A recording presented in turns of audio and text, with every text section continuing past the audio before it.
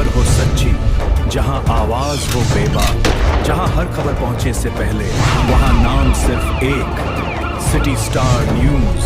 सच की आवाज, जनता का भरोसा, city star news. Shri Ram सेना की ओर से धारवाड़ शहर में बड़े पैमाने पर विरोध प्रदर्शन किया गया। गोमाता को राष्ट्रीय पशु घोषित करने की मांग को लेकर जिलाधिकारी कार्यालय के सामने प्रदर्शन आयोजित किया गया और जिलाधिकारी के माध्यम से प्रधानमंत्री के नाम ज्ञापन सौंपा गया। इस अवसर पर प्रमोद मुतालिक ने कहा कि केंद्र सरकार को जागरूक होकर गोहत्या पर पूरी तरह प्रतिबंध लगाना चाहिए और गोवंश के विदेशों में निर्यात पर भी रोक लगानी चाहिए। उन्होंने चेतावनी दी कि यदि सरकार ने इस दिशा में जल्द कोई ठोस कदम नहीं उठाया तो दिल्ली में बड़े स्तर पर विरोध प्रदर्शन किया जाएगा। धारवाड़ से सादिक मंगलगट्टी की एक रिपोर्ट।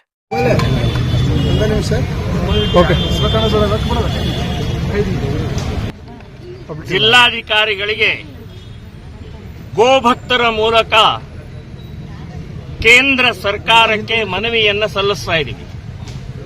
4 ಬೇಡಿಕೆಗಳನ್ನು ಇಟ್ಟಿದ್ದೀವಿ।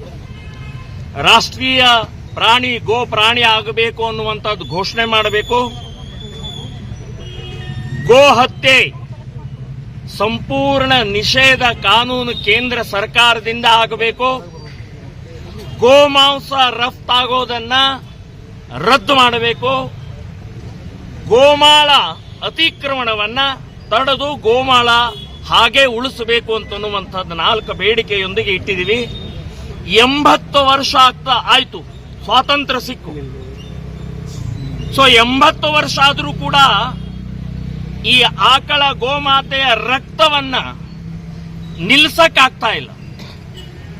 ಈ ನಿರ್ಲಜ್ಜ ರಾಜಕಾರಣಿಗಳಿಗೆ ಹಾಲು ಕುಡಿಯಕ್ ಬೇಕು, ಬೆಣ್ಣೆ ಬೇಕು, ಮೊಸರು ಬೇಕು, ಸಗಣಿನೂ ಬೇಕು, ಆದರೆ ಅದರ ಗೋಮಾಂಸ ಹತ್ಯೆ ಆಗ್ತಾ ಇರೋದು ನಿಲ್ಲಿಸೋದು ಬೇಡವಾ? ಕೇಂದ್ರ ಸರ್ಕಾರ ಅಂತೂ ನೀವು ಆಶ್ವಾಸನೆ ಕೊಟ್ಟು ಅಧಿಕಾರಕ್ಕೆ ಬಂದಿದ್ದೀರಿ। ಮೋದಿಯವರೇ, ನೀವು ಒಬ್ಬರೇ ನಮಗಿರೋದು। ಹಿಂದೂ ಸಮಾಜಕ್ಕೆ, ಗೋಮಾತೆಗೆ, ಭಾರತ ಮಾತೆಗೆ, ಹಿಂದೂಗಳಿಗೆ ನೀವು ಆಧಾರಿದ್ದೀರಿ। 12 ವರ್ಷ ಆಯ್ತು ನೀವು ಕೂತ್ಕೊಂಡು ಗೋಮಾತೆ ನೆನಪಾಗ್ತಾ ಇಲ್ವಾ ನಿಮಗೆ?